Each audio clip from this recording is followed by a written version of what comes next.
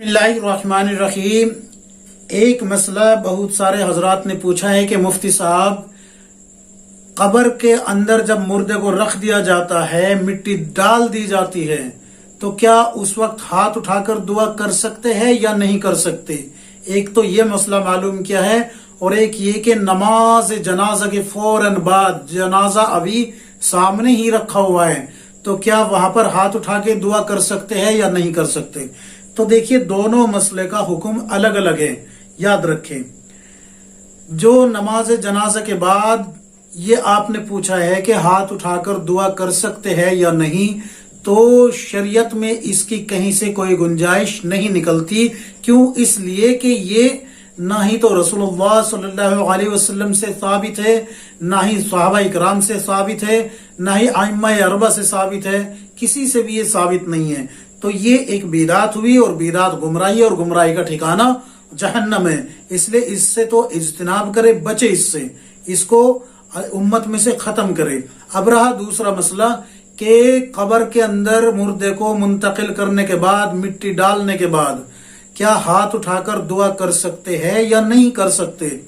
तो मेरे भाइयों, इसके लिए आपको किताबें देखनी पड़ेगी। ये आप हजरात के सामने में रख रहा हूं, फतावा उस्मानी जिल्द नंबर 1 सफ़ा नंबर 308 309। इसी तरीके से फतावा शामी जिल्द नंबर 2 सफ़ा नंबर 242, और इसी तरीके से इमदादुल फतावा जिल्द नंबर 1 सफ़ा नंबर 500 पर भी आपको ये मसला मिल जाएगा। इसके अलावा मुस्लिम शरीफ की रिवायत भी है कि रसूलुल्लाह सल्लल्लाहु अलैहि वसल्लम ने खुद हाथ उठाए हैं, और उसके रावी है हजरत अब्दुल्ला बिन मसऊद रदियल्लाहु अन्हु, और एक और रिवायत है हजरत आयशा रदियल्लाहु अन्हा से, उसमें भी ये साबित है कि आप सल्लल्लाहु अलैहि वसल्लम ने कब्रिस्तान में हाथ उठाए हैं।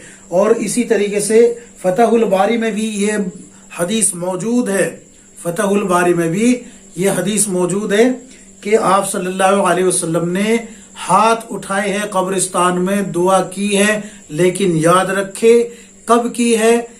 रसूलुल्लाह सल्लल्लाहु अलैहि वसल्लम ने कब की, किस तरीके से की है? किबला रुख खड़े होके दोनों हाथ उठा के अल्लाह से दुआ की है। याद रखे, किबला रुख खड़े होके अल्लाह से दुआ की है। और उम्मत में इस हुक्म को इसलिए राइज नहीं किया जा रहा क्योंकि जहालत ज्यादा जोर पकड़ चुकी है। उम्मत के अंदर जो है इल्म की अक्सर अवाम में कमी नजर आती है। दुनियावी इल्म के पीछे लगे हुए हैं, यानी कि जो फन है जिसको आज इल्म का नाम दिया गया है, दुनियावी फन के पीछे लग के इल्म का नाम देके उसके पीछे लगे हुए हैं, और उसी को जो है उस असल हकीकी दीन से जो है वाकफियत नहीं, तो जो जैसा बता देता है वैसा कर लेते हैं। तो इसलिए उम्मत में हाथ उठाने का ये रिवाज नहीं है, बल्कि किसी भी जो है मुहद्दिस ने, मुफक्किर ने, या किसी भी मुज्तहिद ने हाथ उठाने को मना नहीं किया। उलमाए देवबंद ने खास कर मना नहीं किया, लेकिन खुद भी हाथ नहीं उठाए। इसकी वजह क्या है कि ये जो हमारा मुल्क है हिंद, इसके अंदर जो है कब्र परस्ती अक्सर ज्यादा हो गई थी, जिसकी वजह से हाथ उठाने को उलमा ने बिल्कुल जो ये तर्क कर दिया था और कर रखा है। इसकी वजह क्या है कि कहीं ऐसा न हो कि लोग समझने लगे कि साहिबे कब्र से तो बड़े बड़े उलमाए दीन मांग रहे हैं।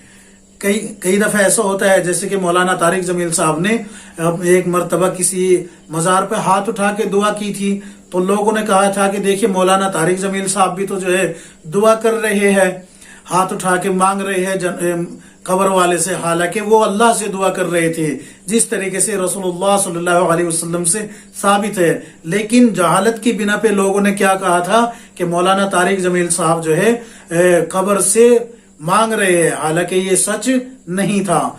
तो मैंने आप हजरात के सामने हवाले पेश कर दिए हैं, और दिगर हवाले आप हजरात के लिए इंशाअल्लाह इस ही वीडियो के कमेंट बॉक्स में आपको मिल जाएंगे, आप देख लेना उनको। अल्लाह तबारक व तआला हम सबको किताब और सुन्नत के मुताबिक जिंदगी गुजारने की तौफीक अता फरमाए। याद रखे, कब्र में मुर्दे को दफन करने के बाद अगर कोई किबला रुख खड़ा होके हाथ उठा के दुआ करे, किबला रुख खड़ा होना रसूलुल्लाह सल्लल्लाहु अलैहि वसल्लम से साबित है। तो अगर हाथ उठाने हैं तो पहले किबला रुख खड़ा होना होगा, और अपने दिल को भी टटोल लेना कि कहीं मैं اس میرے دل کے اندر یہ تو نہیں آ رہا کہ میں اس صاحب قبر سے مانگ رہا ہوں.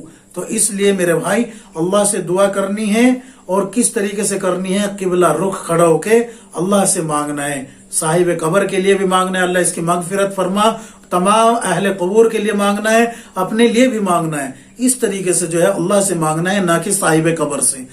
قبلہ رخ کھڑا ہو کے یاد رکھے. اللہ تبارک و تعالی ہم سب کو صحیح مسئلہ سمجھ کر زندگی گزارنے کی توفیق عطا فرمائے، کتاب و سنت کے مطابق زندگی گزارنے کی توفیق عطا فرمائے. آمین یا رب العالمین.